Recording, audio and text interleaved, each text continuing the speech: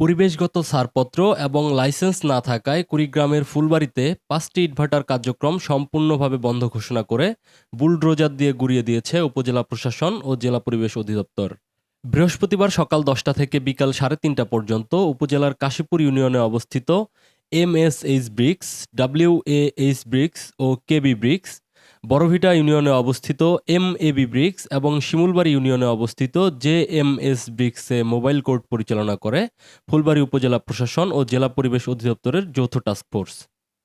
অভিযান পরিচালনার সময় ফুলবাড়ী উপজেলা নির্বাহী অফিসার ও নির্বাহী ম্যাজিস্ট্রেট রেহেনুমা তারান্নুম, কুড়িগ্রাম জেলা পরিবেশ অধিদপ্তরের সহকারী পরিচালক রেজাউল করিম, ফুলবাড়ী ফায়ার সার্ভিস স্টেশনের সদস্য এবং পুলিশ সদস্যরা উপস্থিত ছিলেন।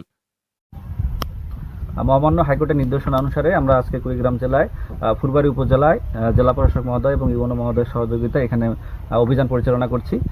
এই ভাটাটি যেখানে অভিযান পরিচালনা করছি সেখানে সকাল থেকে কার্যক্রম চলছে এবং এই ভাটাটি একটি অবৈধ ইট ভাটা।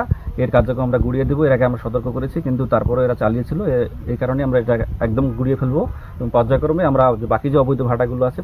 ফুলবাড়ী উপজেলা নির্বাহী অফিসার ও নির্বাহী ম্যাজিস্ট্রেট রেহেনুমা তারান্নুম জানান, নির্দিষ্ট কিছু নিয়মনীতি মেনে বাংলাদেশে ইটভাটা পরিচালনা করার বিধান থাকলেও নিয়মনীতির তোয়াক্কা না করে সম্পূর্ণ অবৈধভাবে ইটভাটা পরিচালনা করে আসছিল এসব ভাটা মালিকগণ। ইতিপূর্বে ইটভাটাগুলোতে ভ্রাম্যমাণ আদালত পরিচালনা করে জরিমানা আদায় করা হয়েছিল, কিন্তু তারপরেও তারা তাদের কার্যক্রম বন্ধ করেনি।